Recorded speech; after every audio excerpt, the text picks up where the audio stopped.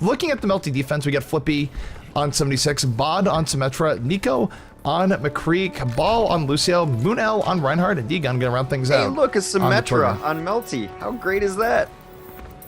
Back to the good old days. Yeah. Offensively, though, they're gonna running Quake Fortress is going to be running Shadowburn on Genji, Cypher on Diva, Forsaken on McCree, Cooler on Lucio, Crayfish on Mercy, and Shark on Winston. So a not super standard actual offensive lineup here. Double tanks. Yeah, double tanks really going back to the good old days. Winston sleeping in, Diva going in, and Cypher able to take out the turret immediately. Taking along Nico in the back. D-Gun takes out Forsaken. Flippy on Shark. That's 2 kills now for Melty. Cypher, though, able to take out Flippy, and 3 kills going the other way for the side of Quake Fortress. So Quake Fortress not giving up just yet. Shadowburn still alive, doing a lot of work. Is going to eat a flashbang from Nico. Has to be aware of Nico in general, but I think the Symmetra going to zap him out. Bod takes him out. Bod gets a double kill, in fact. That's so huge. Bod finding his groove back on Symmetra, almost getting a triple kill onto Lucio. Yeah, so, he's got to be close to getting Telly up, like very close because of all that damage. He is at 90% right now. Yeah, so that is going to be up during the next fight, I would imagine. I like the strategy, though. I do like Quake Fortress. They decided they're going to take out that right side, and if it costs them 2 tanks to do so, they're going to run 2 tanks to do it. I imagine we actually see a similar push coming in this time as well. Yeah, I mean, it also got rid of the, as you mentioned, it got rid of the turret pretty quickly. They're leaping in again. I like this engagement, but look at this Deadeye coming up from Nico. Doesn't get value. Winston Shield negating a lot of Shadowburn, able to take out Flippy. Cooler with the kill on the turret. A little bit back and forth both teams, I think, slightly in favor right now. Yeah, we do see res. Melty able to come back in. The Resurrect is up, though, so we'll see how this turns the fight, if it does. Meanwhile, Shadowburn could be dropping the Dragon Blade at any moment. Shadowburn actually really, like, very far back. I'm not sure why they're this far back. He's trying to deal with Bod so that Bod can't get his teleporter down. He finally does. I've got you in Yeah, Bod goes down. Interesting, though, because Shadowburn had Dragon Blade. I think he could have helped turn that fight a little bit. Yeah, I mean, you do have... It's a weird thing, right? Because you have to prioritize the teleporter. It's so crucial, but now with the fight being over, he wanted to get it done a lot earlier is the problem. Yeah, well, the thing is, teleporter's going to come back up here. That was... I don't know, I feel like the fight was close enough to the point that if they just had Shadowburn there, teleport or not, I think that would have went more in their favor. I don't know. It's a tough thing, though, because if you know, if they kind of win that fight and don't wholly win it and the teleporter comes up, then they're going to lose that fight anyway. So it's a tough call to make. It seemed like it took them a long time to deal with Bod back there.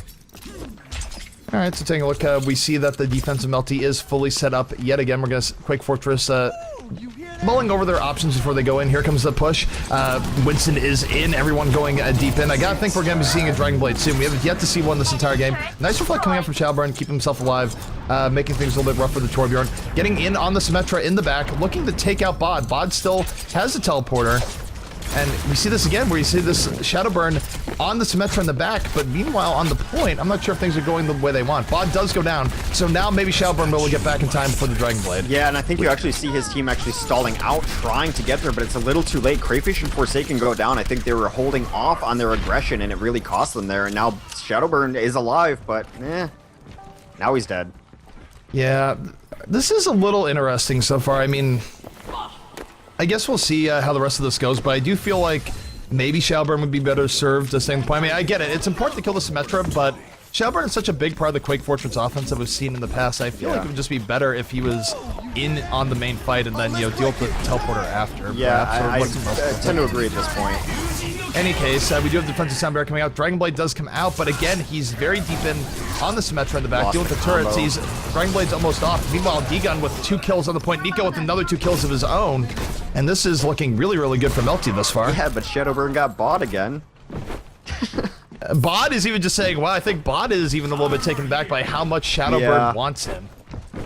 They lost their combo really early in that fight, though. I mean, losing your Pharah and your Mercy immediately in a fight is going to be trouble. You're just losing out on so much damage, so much healing. Now they do have both their ultimates up, though. We're going to have to see them both burned out at some point, though. I imagine you're going to fly Forsaken, and he's going to barrage, and you're going to try to res.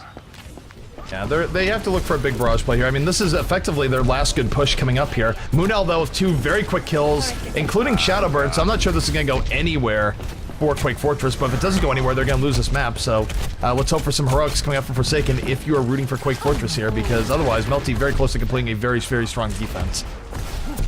I mean, Moonel goes down, they could maybe trickle in their offense here. They are waiting for the... Nico able to... Nico comes in, takes out the Pharah, and as a result, I think this is going to be a stronghold for Melty. Interesting game. I don't really know what to make. I think Melty definitely had a pretty good, well-organized defense.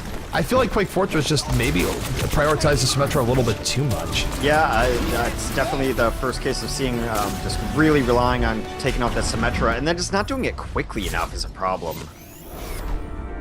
So, going into the second round of this, all Melty has to do is capture the first point, and they will be up 1-0 versus Quake Fortress.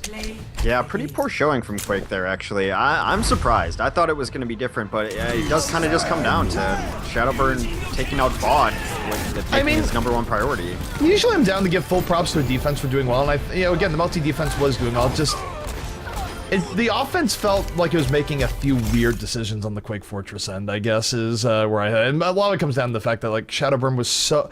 It's one thing to go for the Symmetra and prioritize, but Symmetra is going so far away from the fight. Yeah. I mean, you're talking the big health pack way behind the first point. Yeah.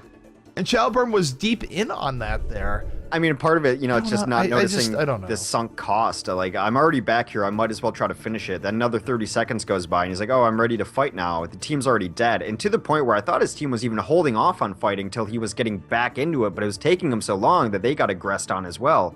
I like the initial strategy, though. I like the Winston and the D.Va going in and taking out that turret on the right, attacking from that angle. But then they were always attacking under, like, with a disadvantage because Symmetra is still kind of in the fight with sentries and stuff. And Shadowburn is one of their best DPS players and just completely not a factor in those fights. Yeah, I mean, that being said, side note, shouts to Bod for staying alive under that. I mean, he brought Shadowburn way far back and then some. I mean, it was good evasive play by Bod, not allowing Shadowburn to have his way. So, we're mentioning sort of the questionable parts of the decision making, but yeah, really not too bad stuff coming out from Bod at the very least. Bod's a good Symmetra. He was always a good Symmetra. I'm glad to see him back on there. It's just so weird that Symmetra's now finally established in the meta as a key component to most compositions, and Melty, the team that has always run Symmetra, is like, nah, we're good. It's just, I don't know. Again, it just goes into the fact that I have no idea what's going on with Melty. I can't read their minds or anything. The French mind eludes me, apparently. Well, taking a look at the defense here for Quake Fortress as it runs out, we're going to have Crayfish on the Mercy, Shark on Reinhardt, Cypher on Soldier 76, Shadowburn on McCree, Forsaken on Widowmaker, and Cooler going to round things out on the defensive Lucio. So we will be seeing a defensive Widow here, something we haven't seen more and more as comp has gone on. For standing around. Yeah, and actually Cooler switches off to the Symmetra, which I think is smart. We've seen Symmetra just kind of a staple on defense on Numbani, and on most maps, actually. Running a Symmetra is kind of a given. However, on offense, we're going to try to answer that Symmetra with Cabal on Lucio, Moon L on Reinhardt. They're running 2 tanks. D-Gun's going to play Winston. Flippy will be running the Genji. Bod will be on Zenyatta, and rounding it out, Nico on McCree. So, match will be in progress very shortly. All Melty has to do, the win map #1, is simply capture point A and get the Doomfist moving. They don't have to do anything beyond that. We'll see if they can do that here, because I don't even know what the rules would be here for a draw. That's why we have Shane. Divix, best admin ever. So, well, I mean, I like Winston. Winston's seen a lot of play on this map, and it's to dislodge this upper right side. He can get in and then do a little work, maybe get them off of there, then jump out, because the cooldown on his jump has been, helped lately with recent patches. There's, yeah, exactly what he's going to do. Yeah, Winston has a lot of good disruption. In fact, the 76 has difficulty dealing with him up close. Shadowburn, though, getting first blood of the game on the Bod. It might not be enough, though, as Shadowburn himself, still alive. He's still in there. Trying to get the kills. Nico, though, able to take out Crayfish. Definitely back and forth on both sides. Melty very, very close. If they get another kill or two, they could win this outright on the very first push.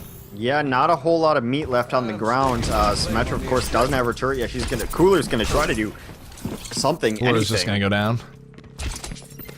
So Melty looking strong here. 2/3 already capped. Even if they get pushed out here, a lot of the damage has been done. And now it's just up to Quake Fortress to see if they can get back and stall this out even a little bit. But look at the control of the point right now. Resurrect is coming up on the point. Last gasp out for Quake Fortress. They can't let Melty cap this or they'll lose outright. Nico, though, with the triple kill. And there it is, GG. Well, that was a map. That was a map.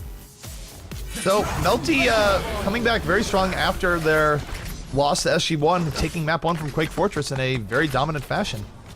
Yeah, I mean, I guess it is a game of high variance, and the last couple sets have proven that for sure.